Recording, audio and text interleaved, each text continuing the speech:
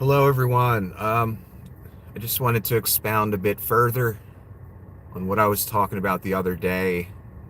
Quickly, what it's like to fight for Russia. Do you know what it's like to fight for Russia? I look at different posts every single day, many times a day, of Ukrainians and Russians reporting on the war between Russia and Ukraine. And they say exactly what I already knew. If you have ever seen the movie Enemy at the Gates with Jude Law, it's a great movie. I love the movie. Um, and I think it's great propaganda for the Russian army back in that time. And it was necessary propaganda, in my opinion, because Germany had invaded Russia, I believe, during World War II. Um, the problem is when you invade Russia, whether you're Napoleon, the Germans, whoever, you better get out before winter, because it's not the Russian soldiers that defeat you.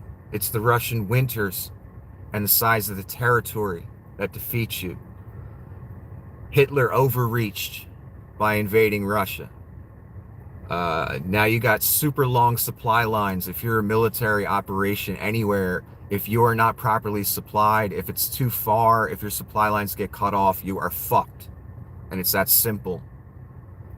So Hitler got a little too greedy with how many countries he wanted to conquer, as if he was some kind of Julius Caesar or something.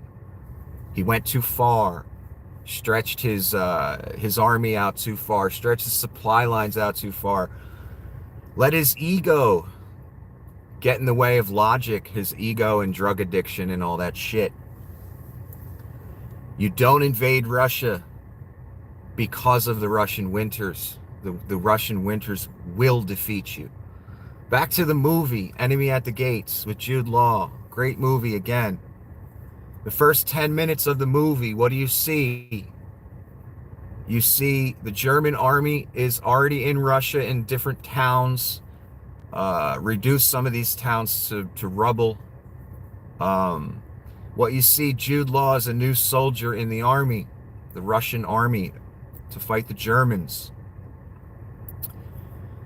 What did they do with Jude Law in the beginning of the movie?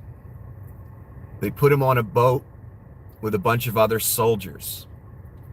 When they got to the port where they were going to drop the soldiers off to fight the Germans, who were already in the town fighting other Russians, what they did is they had the men line up to get off the boat. And when you got off the boat, one man gets a gun, the other man gets a handful of bullets behind him. Some of the men didn't even get that. What am I trying to say here? They were giving every other soldier a gun. The soldier behind the soldier that got the gun gets a handful of bullets. And they told the soldiers, their commanding officers told the soldiers, when the man in front of you dies who has the gun, you pick up his gun and you start fighting. There's a problem with that, right? You're not providing equipment for your soldiers because you don't have it. That's what I mean when I say investing in the military.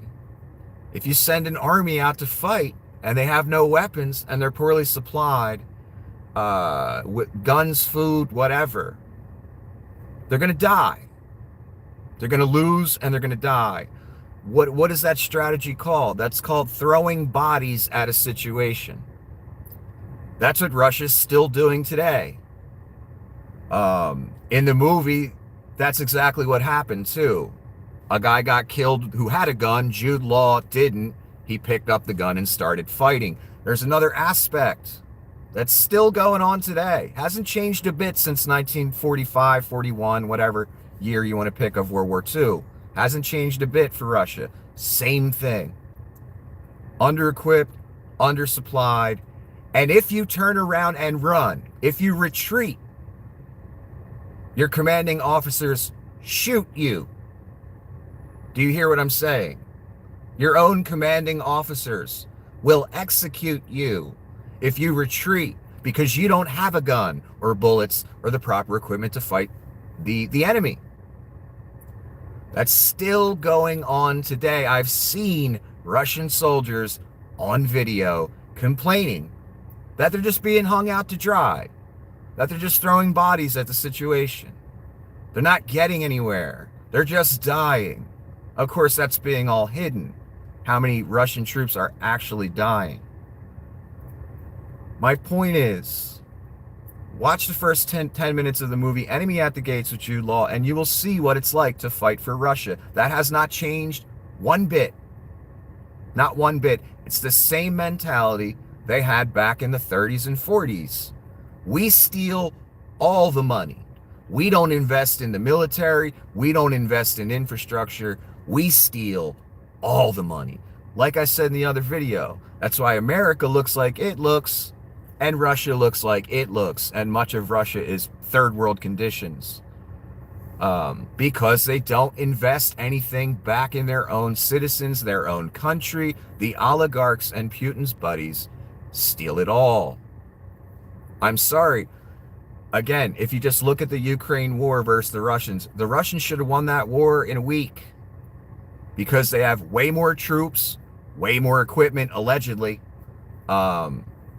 and a better military. It's just a much larger established country.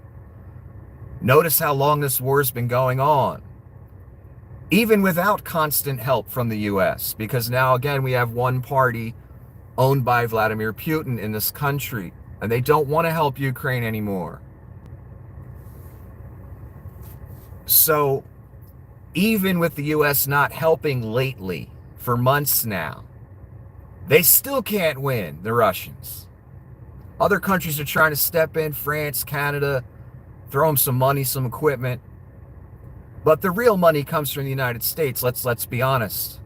The real valuable, large-scale equipment comes from the US, and that's where most of the money goes, by the way. We're not just handing Zelensky $300 million checks. That's not how it works. The money's going to US weapons contractors, who then in turn send weapons to Ukraine. That's how it works. We're not just handing, no matter what you read or see online, we're not handing Zelensky $1 billion, $40 billion, whatever. That's not how it works. We're handing Zelensky weapons for a value of 20 billion or whatever, 100 million, whatever the package that gets passed in Congress at the moment is.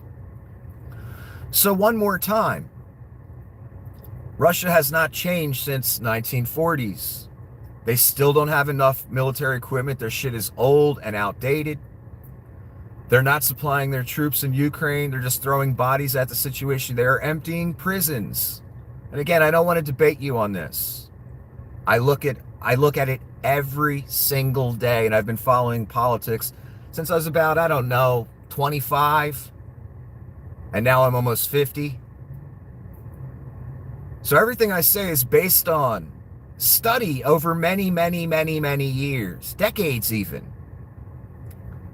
So if I don't agree with you or you don't like what I say, please don't dare assume that I don't do any research or I haven't been following things just because you don't like what I say. And again, I want to reiterate, I'm not here to debate you people. I like a lot of you. I appreciate anyone who watches my videos and gives me their time. Great. I am past the point of debating people. I don't want to debate people. It's a waste of time.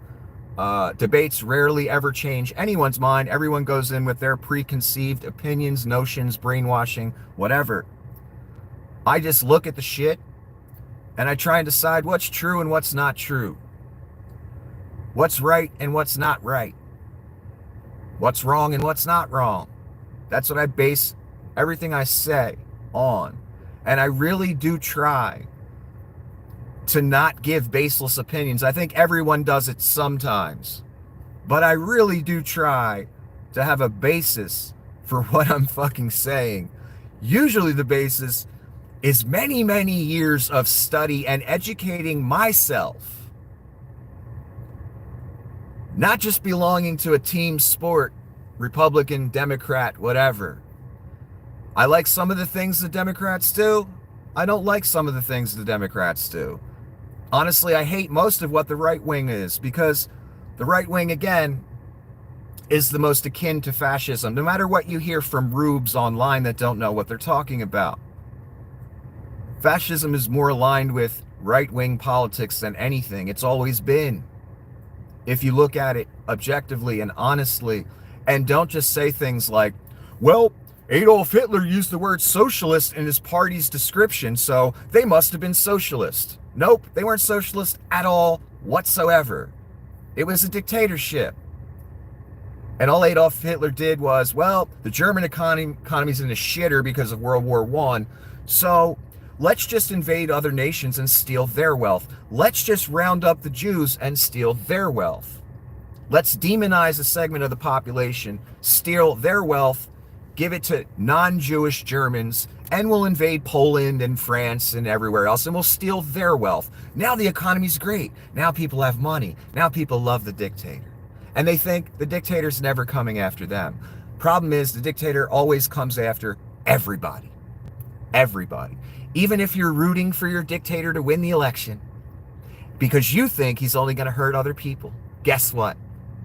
As a student of history, like me, it never works out that way. Ever, ever, ever, never, ever, ever, ever. Usually the dictator gets so paranoid, he executes his entire staff. That's usually how it goes. All those people that had high positions and clout and women and money and all that they got from the dictator, they thought was so great. Eventually the dictator executes them out of sheer fucking paranoia. Someone like Vlad Putin is who I'm talking about, who sits, I don't know, a mile away from anyone near him when he has a meeting with people. I've never seen longer tables than what Vlad has. So one more time, because I love to repeat my fucking self. When you fight for Russia, you fight with no equipment, no supplies, and you're lucky if you don't die within 2 hours. And if you try and run, if you try and retreat because your government has not given you weapons, food, etc., they execute you. That's still going on today. Hasn't changed since World War II. And that's my point. And I hope everyone has a wonderful day. Now I got to figure out how to stop this thing. New phone. New phone, who dis?